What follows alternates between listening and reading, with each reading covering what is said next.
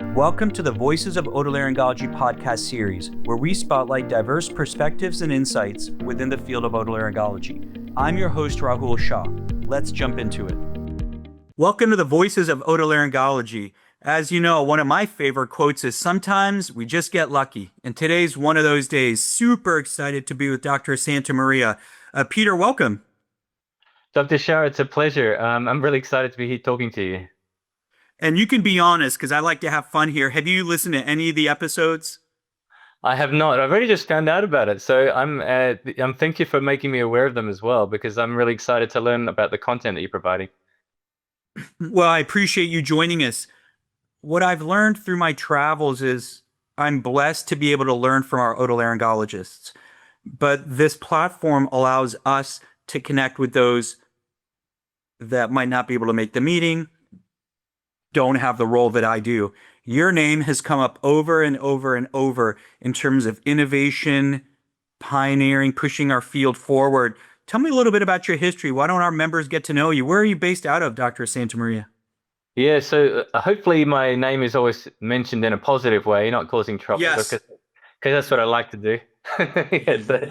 Yeah, I'm based in Pittsburgh, Pennsylvania. My clinical role here is I'm the chief of otology and neurotology here, and I consider myself a clinician, scientist, innovator, so all those hats. And so my clinical practice is obviously otology and neurotology here, but I spend about half my time running a lab and doing innovation type work. My hats here include the Director of Faculty Innovation, helping running the Pitt Spark program and the CREAX Fellowship here. All my training, as you kind of alluded to, if the listeners can't tell already, I was born and raised in Australia. I did all my clinical training in Australia, residency in Australia, and I came to Stanford for fellowship. And it was a sort of a fellowship / postdoc. And that's where I really had my eyes open to this world of entrepreneurship and innovation, where I did the Stanford Biodesign class. I did the Spark program. I ended up taking on a leadership role in the Spark program. I was associate director there for 7 years, and then ran the global program for 2 years.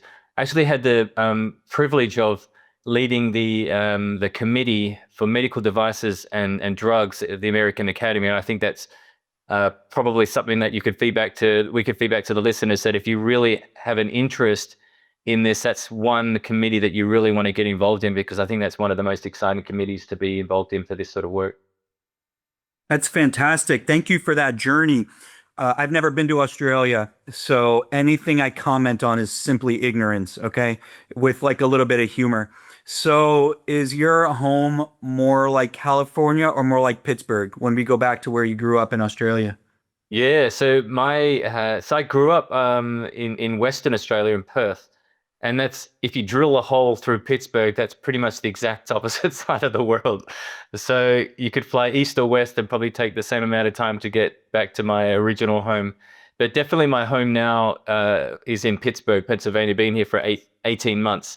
And I like to consider us near the Silicon Valley of the 20s. That's where we were, the center of the world a century ago. There's lots of innovation that happened here. Obviously, there's different centers that it moved to, but I think there's a lot of work here that's being done. An incredible university, and a great budding area of entrepreneurship that sort of resurrected itself from the 80s, from the steel industry. So I think it's definitely my home now is Pittsburgh. Yeah, Pittsburgh's amazing. I live in Washington, D.C., and I can still see when you cross over that bridge and you see Pittsburgh, and you think the city's done an amazing job of revitalization, moving from the coal industry, then I'd say in the 80s and 90s, to healthcare. It became a dominant healthcare. And you weren't kidding when you said innovation in Silicon Valley really is. I mean, big tech is recruiting from Pitt and that ecosystem. So you're the right person to carry the otolaryngology innovation flag. Do you still have your family back in Australia and Perth? No, they're all here. Yeah, you probably see a photo here. My wife is actually an otolaryngologist. She's a laryngologist. So, together we're a team. She did a voice fellowship, and now she's a practicing laryngologist. And she's a very much a an active academy member. Not so much in the innovation space. She leaves most of that to me. Then do you mind introducing her? What is her name? Chloe Santamaria. So, cook for the same name, but Chloe. And so she's a fantastic physician. And I forget everything outside the ear, so I really rely on her to keep me up to date with to other areas of otolaryngology. Yeah, well, thank you for that, and thank you for all the contributions. I visited with Josh Macauer and Stanford Biodesign. That was probably one of the best days I've had professionally. I mean, that ecosystem is unbelievable, and we're going to be all over the place. If you haven't heard how these go, we just are all over the place. When did you get the innovation bug? Was it as a 7-year-old, a 17-year-old, a 27-year-old? Where did you get the bug for innovation? I think that's a really interesting question because it always comes down to the question, is it something that's inbuilt or is it something that you can teach? And I don't know the 100% answer to that. I'm leaning towards something that's inbuilt, and I never really thought that I had that bug. I just always grew up knowing that I wanted to make a difference, that I was always uncomfortable with the status quo, that I really was frustrated every time something went wrong. I think overall I went into surgery because I like to fix things. And then, when you're in surgery and things don't go right, like you have a complication or you have something that didn't quite go your way, I just don't want to accept that. I want to try and fix that. And I think that bug was always with me. Like I was uncomfortable with just accepting things the way they are. But really, when I moved to Stanford for a fellowship, I think that uncomfortableness for accepting things really was taken out of me, like by doing these real systematic ways of educating. And you mentioned Stanford Biodesign. I think that's one of the critical things that changed the way that I think, all through surgery. And so, if anyone has a chance to be embedded in that sort of teaching or training or ecosystem, I think I really recommend it. You don't have to go and live there, but really take courses or get some education in that area. I think that can bring that out of you, and I think that's where it kind of started. I did find that I really wanted to go back and practice in Australia. I never intended to practice in the US, but that bug really got me. And when I went back to practice in Australia, I really felt that reverse culture shock in a way that if I was going to innovate and change practice and improve things, then I needed to do it here in the States through these various ecosystems that are so much more sophisticated. Yeah, Peter Manis is on our board of directors, and he's our inaugural industry consultant and innovator as well. He'll be attending the Stanford Biodesign course. I'm so proud that the Academy's sponsoring him to attend that. And you know how that works. You have to have a cohort, and we didn't want to send a cohort, so we're just sending Pete, and he's going to jump on with another team. But I can't agree more, Peter. When we're trying to build that ecosystem, our board, our key leaders need to understand that ecosystem. Yeah, I 100% agree. And I think, some people who do that or go through that training may end up innovating or things like that. But I think it also really solidifies the way that you think. And so it really helped me in my research. It helped me in my clinical practice. It really, I think surgeons are generally very innovative, and they have a lot of ideas, and they see problems all the time, and they will have like a light bulb moment. I think a lot of surgeons have that, but I think programs like the Biodesign actually sift through that noise and say, like, which of those light bulbs should you be grabbing at? Peter, sometimes you get lucky. Look at this. How do I focus this in? Oh yeah, that's right. Well, that is a very important book. Actually, maybe I have the book here. Here we go. Have I got that book? Can we share our books here? We can have a meeting of the books. Yeah, with my weird background. All right. Here, hold on a sec. I really want to show this book because it's really great. All right, so we have the meeting of the books. Give me a second. This is a great use. Here we go, Peter. All right. I love this book. Love this book. For those of you that don't know, Dr. showing you things that I don't like about this book is that the first edition had the cochlear implant, an ENT innovation on it. The second edition does not have an ENT innovation. That's some. No, you're kidding. We gotta tell Josh. I don't know what that is. We're gonna boycott it then for the third edition. This book is unbelievable. It's called Biodesign. I lost it there, but we will put it in the We'll put it in the tagline. Biodesign, the process of innovating medical technologies, Yak, Xenios, Macauer, Brinton, Kumar, Watkins, and Denend.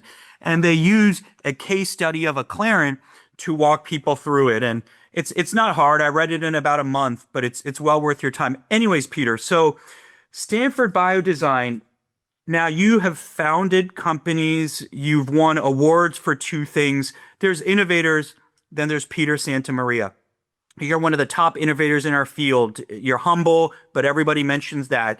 Can you tell us about some of your innovations and companies and how you're driving our field forward? I know, but I'd love for you to share with our members. Yeah, absolutely. There's a couple of companies. I think the most relevant one is an ENT company at the moment. It's actually since we're doing a lot of show and tell. Yeah, do it, Peter. Let's do show and tell. What do you got for us? And Thank remember, you. there is disclaimer that I am part of this company and we have to do our usual disclosures. But Yes. this is a company called Earflow, and here's the device here, which I'll talk about in a little bit. There's a group when I was at Stanford, a group of engineers from Australia came spend time with me. Matt and Intan, who was absolute superstars, and if you come to the Academy meeting, they'll be at the Earflow booth that we have there. And you can meet. I love you plugging the Academy meeting in LA. Thank you for that. Absolutely, and I'll be there. So please come and talk to me there. But we have they came spent time with me at Stanford, and they went through the Stanford Biodesign process. So they went through the global faculty training. They immersed themselves in the clinic. They actually went through over 300 problems. They sifted through these problems, and the number one problem that they landed on was the problem of families that were going under watchful waiting for ear tube surgery. And there's most of the people that we see with otitis media with effusion, we know are going to get better, but there's a group that don't, and those we don't really know at the moment who's going to get better and who doesn't. So we put them on this track of watchful waiting, and so that there was this frustration around watchful waiting. So what they did and we worked together was going through the needs-based assessment, looking at stakeholders, all the ideation that Biodesign teaches, and then we came up with an idea of a eustachian tube opening device disguised within a sippy cup for a child. And so what it does is when the child drinks, there's a low flow airflow that comes from the nasal piece. It forms a seal around the nose. It'll detect the swallowing of the child, and when it detects swallowing, it'll give a 1 psi pressure up into the nasal cavity, which is opening the eustachian tube. And so it sort of is different than other eustachian tube opening devices in that it's timed with the swallowing, so the child doesn't notice it, and it's very low pressure. Like a lot of other systems will overpressurize. I didn't have a setup, but it actually is timed with an app so that kids can use it to be motivated to use it, and also can train them how to use it.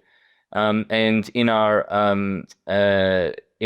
study that was just published in the Academy's Open Access Journal, it showed that about 90% of kids that had failed watchful waiting were able to not go on to have surgery afterwards. So a lot of them had converted from type B to C or C to A and all that sort of stuff. So one of the things that was really exciting was that is going through the FDA now, but it is like literally the biodesign process from beginning to end. Like it's like we didn't like just make this thing up. It was like embedding in that ecosystem, seeing that needs and taking that all the way through the end.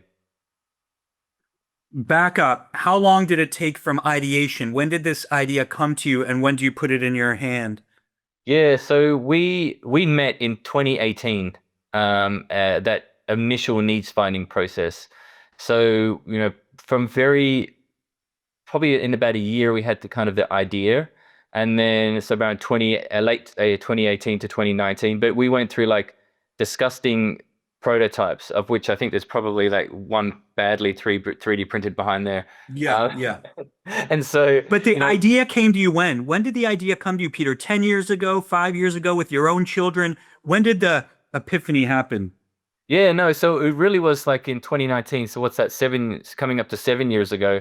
And it was really an ideation session, brainstorming session that happened around the biodesign process. So it was. Wait a minute. It didn't happen when you were on an airplane, when you were in the shower. You actually ideated through a process. Why don't you briefly try to encapsulate that in 2 minutes for our members? Because it's a very key part of Stanford Biodesign. Can you talk about that? Yeah, I think that's a lot of fun. So I think the first thing to do is that when you're about to have a brainstorming session, you have to bring a lot of background knowledge to there. So you're bringing a lot of understanding of the problem, an understanding of the stakeholders that are involved, a lot of understanding of the failures and success of the existing treatment. So there's a lot of background you bring into this session. Then what you do, you bring in a multidisciplinary team to that. So it's not me brainstorming together. It's me brainstorming with other clinicians, other engineers, and other scientists. And there's probably a group of about 5 or 6 of us that are having those brainstorming sessions. There is a structure to that brainstorm, and it is in the Biodesign book, should you want to read it. But there's a way of really generating like high volume ideas. So, hundreds of ideas. And then they teach you a process of how to sift through those ideas to match your need. So when you're doing biodesign, they teach you a method of understanding a need specification. To solve your problem, you need to define how you're going to solve the problem before you actually ideate. So you do what's called a need specification, which is a criteria of things you need to succeed to do to innovate and to meet that need. So when you have those needs criteria and you have 300 or you're sifting it to 100 ideas, you then evaluate those ideas against those needs criteria and whittle it down to 5 to 3 ideas before you then take forward your lead solution. So it really is a systematic way of ideating, both through the needs criteria and that ideation phase.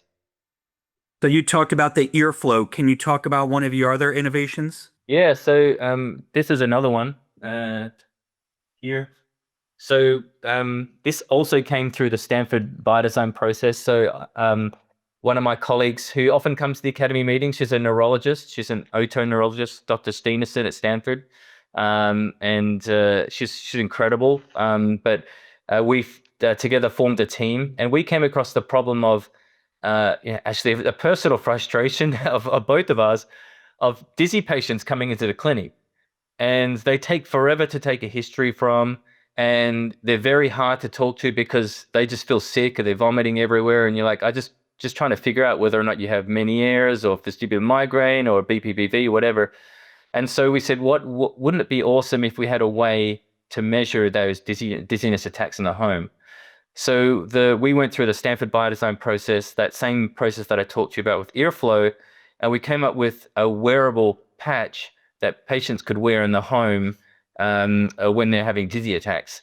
So the idea is that if a patient comes to you and said, I'm having episodic vertigo, you fit them with a patch similar to the Zia patch that's on the front page of the Biodesign book now, and it measures the electroocular reflex, or the ENG, the old electrical measure of the corneal retinal potential around here, and also measures the head position when the patient's having an attack. The patients who are having severe attacks often are having attacks more than 2 weekly, so they could wear this patch. It could get a recording of that. It could go back to the company, which could send it to the doctor of, hey, yes, you're having attacks that are lasting 1 minute that are associated with head position, i.e. likely BPPV, or you're having slow phase vertical nystagmus that are lasting hours, i.e. vestibular migraine, things like that we can characterize and help diagnose. So I brought this because this is one of our early prototypes that we're working on, and it's a patch where it can fit and record electrical monitoring around here, and we can capture that EOG that happens. So that's another thing. It's called Dizzy EX, and that's a company that's just launching, as a team that's launching that.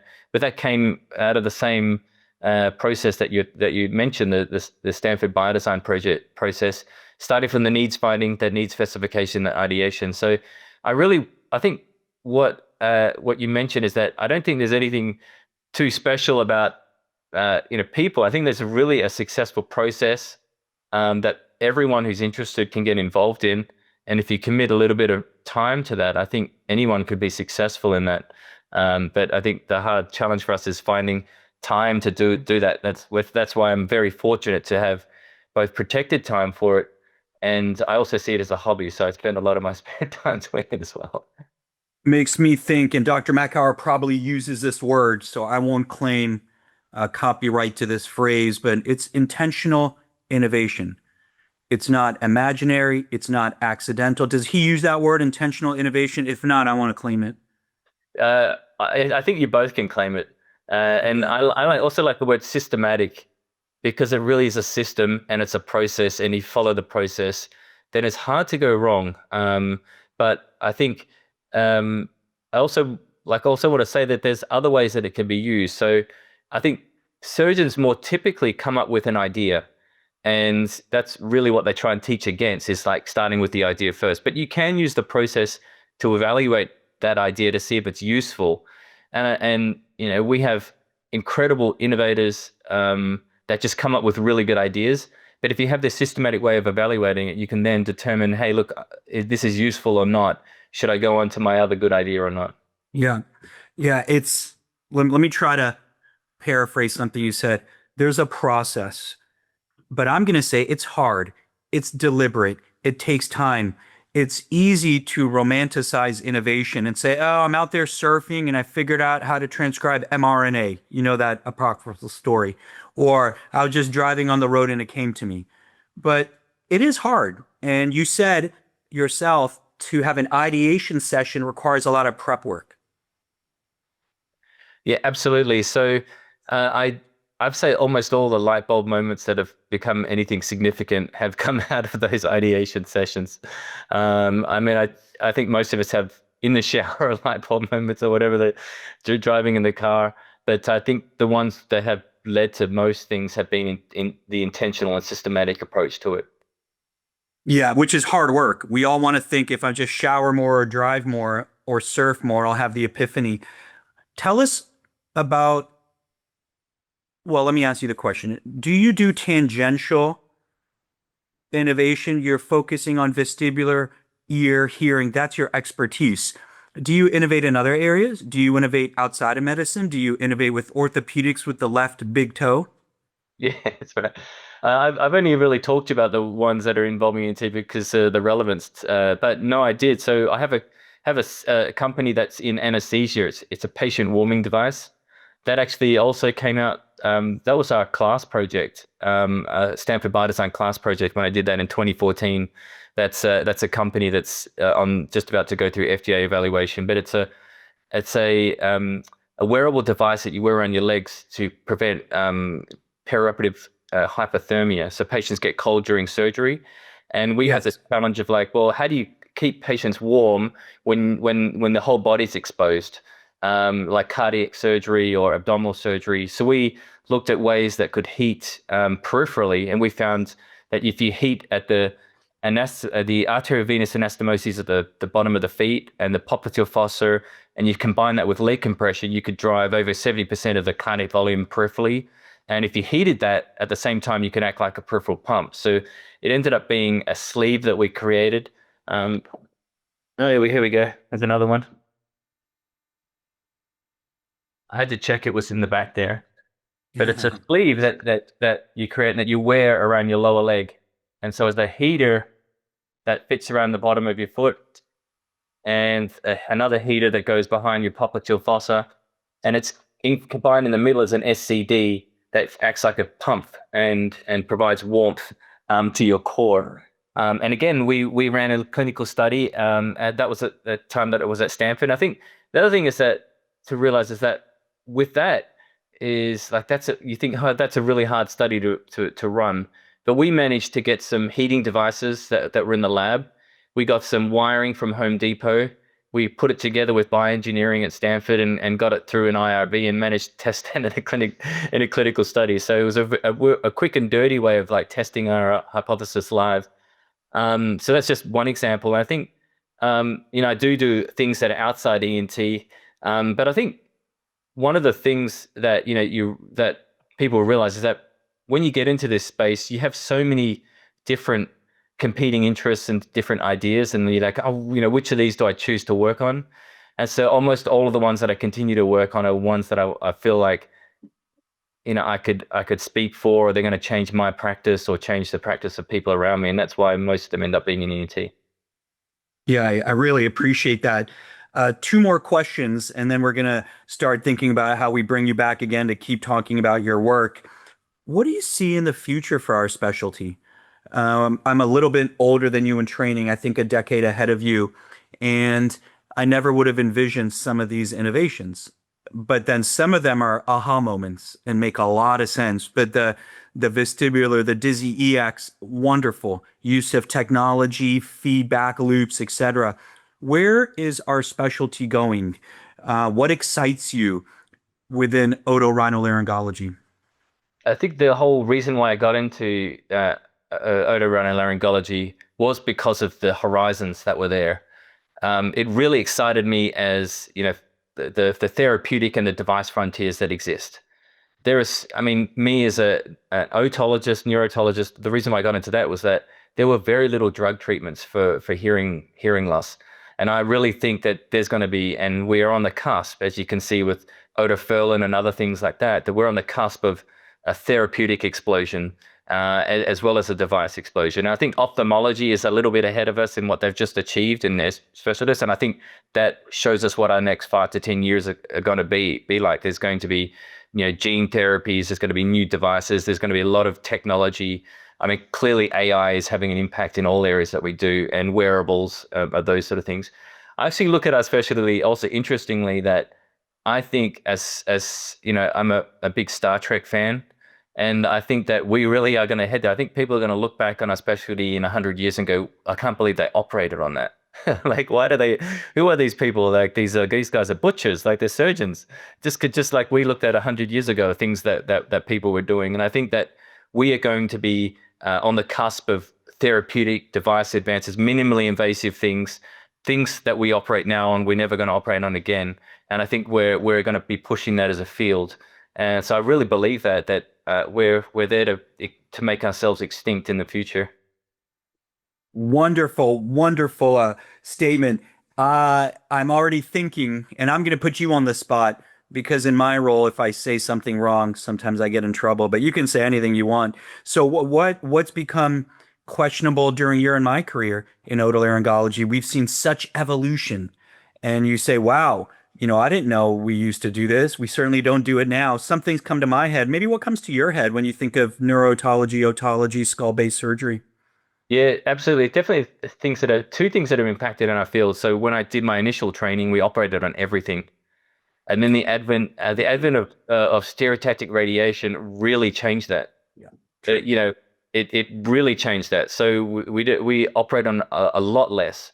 And then what actually found it was a lot of long-term outcome work that our specialty did, looking back and said, you know what, like, we don't need to even operate or irradiate these things, because a lot of people do okay if you just keep an eye on them, particularly if you just observe them in the first situation. So I think we went from maybe operating on people 80% of the time when we first saw them, like if you had a tumor, it came out, to being like, well, about 2/3 of the people now we observe on first visit, and then if they go through, then I'm thinking it's probably about 50%, depending on other things that we won't go into, whether or not they get surgery or radiation. So I think radiations, stereotactic radiation, the experience of it, and the technologies now making it frameless, doing robotic ways of doing that. I think that really has just really changed surgery in at least neurotology. And so I think that's one significant thing. Obviously, the gamma knife being invented in the later half of the last century, and the cyber knife being invented at Stanford in the 90s. I think those things have really, really changed in neurological practice. Yeah, I don't know where you were, but I remember literally as an intern that transitioned from open cholecystectomies to laparoscopic. And those laparoscopic, they would take 6 hours. And I was sitting there holding the camera because the surgeons were trying to learn it. And then in med school, I was fortunate to see the transition from open sinus surgery to endoscopic, and seeing that evolution at academic centers, then moving on to the private practices. So very similar, I'm sure, for you. Absolutely. And I think there's like different types of innovation, in that we've talked about that. There's I guess incremental things that we can see our specialty change over decades, and then there's like leaps that just happen. And one of them you alluded to from the book which was the Acclarent and the balloon sinuplasty, which Yeah. it changed all the way one day, and now there's been a little bit pullback from my rhinologists that are now finding where that balance is, and I think those sort of leaps are happening and all the time. But bringing that balloon technology to otorhinolaryngology, airway, pediatric airway, adult airway, then eustachian tube, just like the ear flow. So really interesting.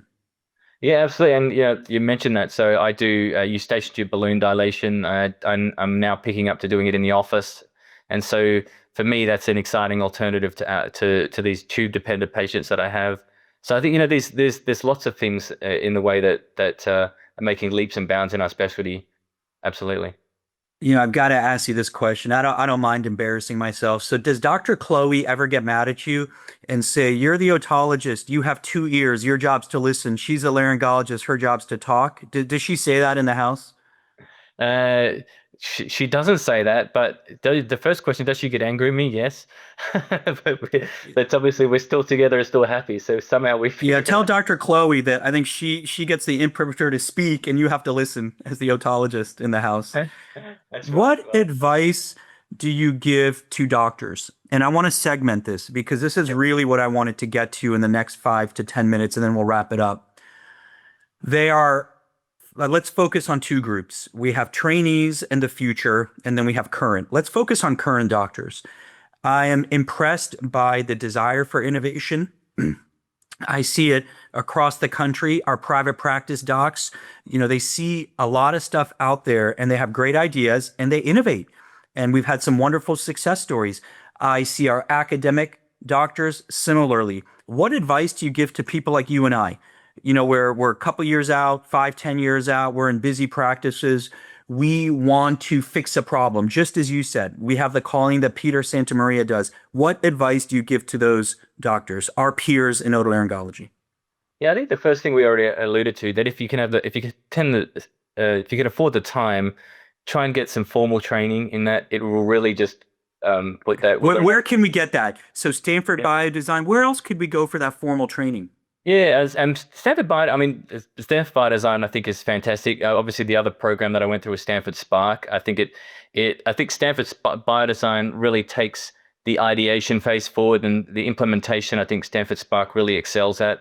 They, for whatever reason, have alluded to be one more device and one therapeutic, but they really are similar blends of thinking along the spectrum. So I don't really want to quarantine them like that. I think it just teaches you that way. I think formal training is a good way. The second thing is, I think, obviously get involved in groups that are similarly thinking. That's why I mentioned the Medical Device and Drugs Committee. That's where I mentioned if we can get back to ENT face-off that we used to run at the academy, that I'd love to get back up. That was kind of like we had it was almost like a science fair of entrepreneurship. And I think talking to that, I think I feel very fortunate at a big academic center because there's lots of people around I can talk to, but people in private practice might not have that available. So I think trying to get involved in those ecosystems, certainly if you're around the Pittsburgh ecosystem, you can embed yourself in here. We do a lot of community teaching that is involved at innovators, but I think other ecosystems are similar for that. And so I think bringing yourself into an ecosystem, even in a small way, getting some training. And I think the other way is I have like so many ideas that I can't do. A lot of us have ideas that we don't have enough time to deal with it.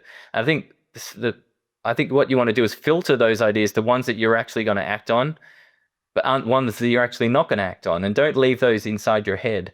So if you think something's a really good idea, and you know in your heart that you're never going to do anything about it, why don't you tell someone about it? Why don't you tell, if I often talk to Cochlear or Medel or other companies in implants, and I will just tell them, hey, look, this is a really good idea that I think could actually change your implant or your practice.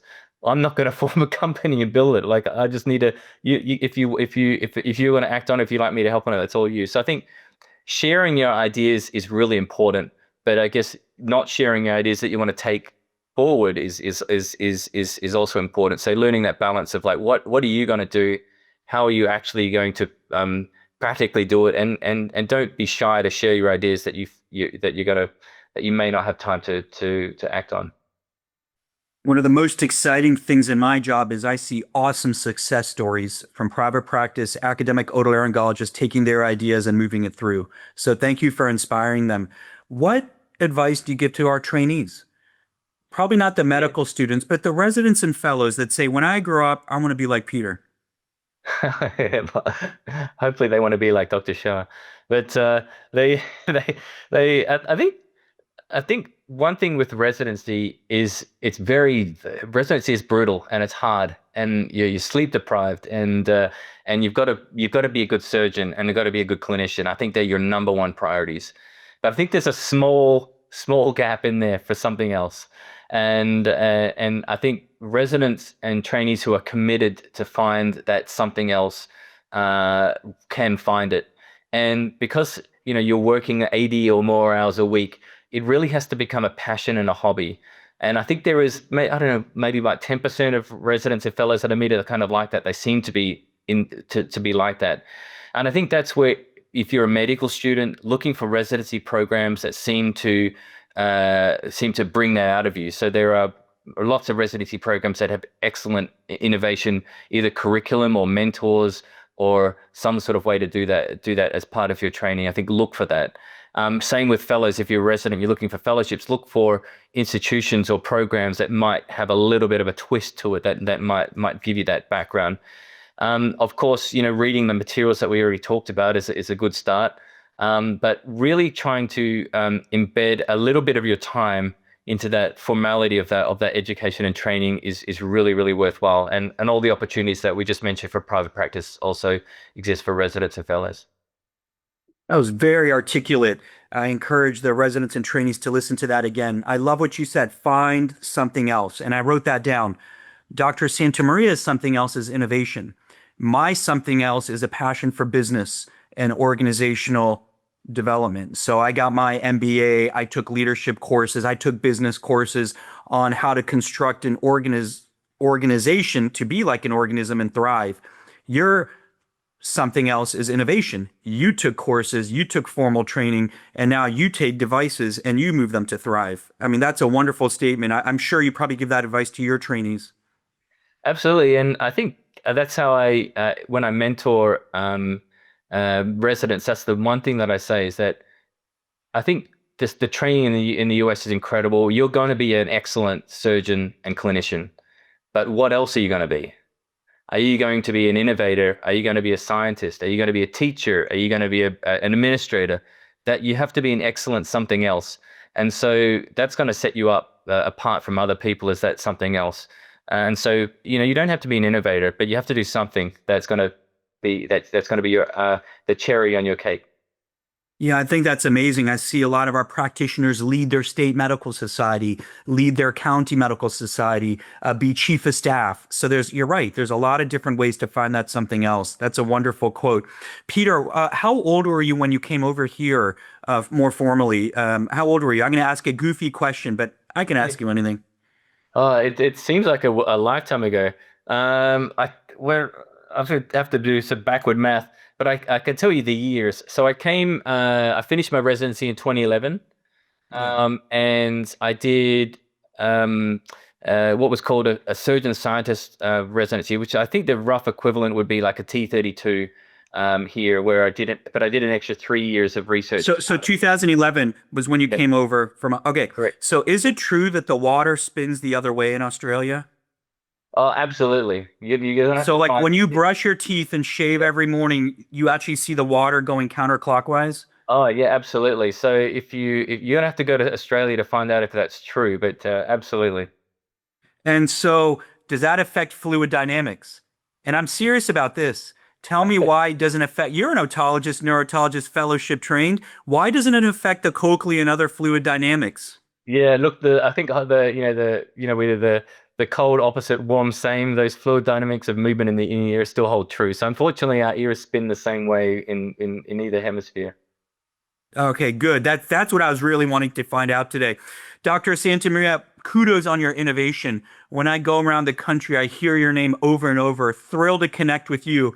I'm going to let you close with anything you'd like to say to our members, to our specialty.